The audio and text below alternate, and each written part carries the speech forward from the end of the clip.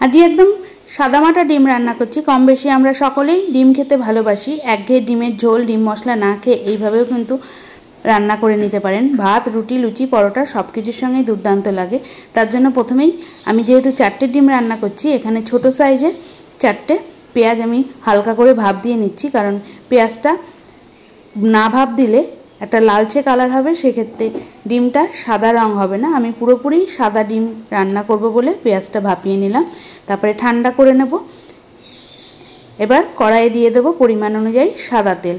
তেল গরম করে আমি ডিমগুলো ভেজে নিচ্ছি। ডিমগুলো কথা বলতে বলতে ছুরি দিয়ে চিড়ে নিয়েছি, যাতে তেলে দেওয়ার সাথে সাথে না ফেটে ওঠে।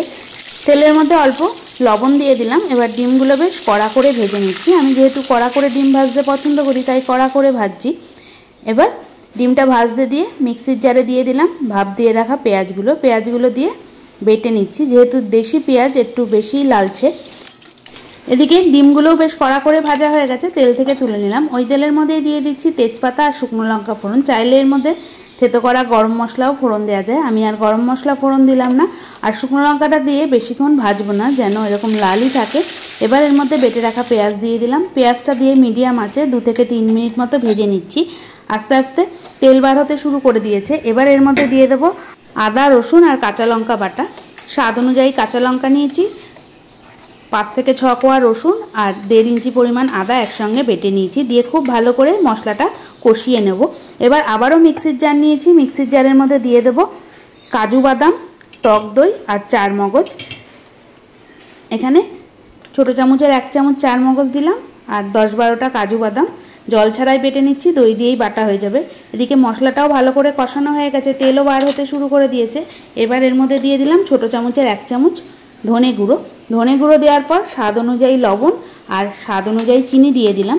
দিয়ে খুব ভালো করে আরও কিছুক্ষণ কষিয়ে নিচ্ছি। এই সময় গ্যাসের আঁচটা একদম সিম করা আছে। এবার যেই কাজু, 4 মগজ আর টক দই একসঙ্গে বেটে রেখেছিলাম, সেই বাটাটা দিয়ে খুব ভালো করে কষিয়ে নেব। এই সময় অনবরত খুন্তিটা নাড়াচাড়া দিয়ে যেতে হবে, নাহলে কাজু বাদাম যেহেতু দেয়া আছে তলায় লেগে যেতে পারে। এবার দিয়ে দিলাম মিক্সির জার ধোয়া জল। আস্তে আস্তে ফুটতে শুরু করে দিয়েছে। এবার ভেজে রাখা ডিমগুলো দিয়ে দিচ্ছি।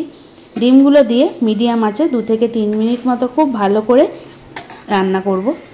এবার এর মধ্যে দিয়ে দিলাম ছোটো চামচের 1 চামচ গোলাপ জল, এটা টোটালি অপশনাল। আর দিয়ে দিচ্ছি 1 চামচ ঘি আর দিয়ে দেবো 1 চামচ গরম মশলার গুঁড়ো। ঘি, গরম মশলার গুঁড়ো দিয়ে বেশিক্ষণ কিন্তু রান্না করব না। আস্তে আস্তে ঘিটা গলতে শুরু করে দিয়েছে। প্রায় 1 মিনিটেরও কম গরম মশলা দেওয়ার পর আমি রান্না করছি। ঘিটা পুরোপুরি গলে গেছে। এবার আমি গ্যাস বন্ধ করে দিচ্ছি। তাহলে তৈরি হয়ে গেল বাড়ির উপকরণ দিয়ে সাদামাটা ডিম। সাদামাটা ডিম কেন? পুরো সাদাই রান্না করেছি বলে এই ডিমের নাম দিয়েছি সাদামাটা ডিম। কেমন লাগলো রান্নাটা অবশ্যই আমাকে কমেন্ট করে জানাবেন। দেখা হবে অন্য কোনো নতুন রান্না নিয়ে। ততক্ষণ ভালো থাকুন, সুস্থ থাকুন, দেখতে থাকুন আরও নতুন নতুন অনেক রান্না। আর অবশ্যই কিন্তু বাড়িতে এইভাবে একদিন ডিম রান্নাটা করে খাবেন।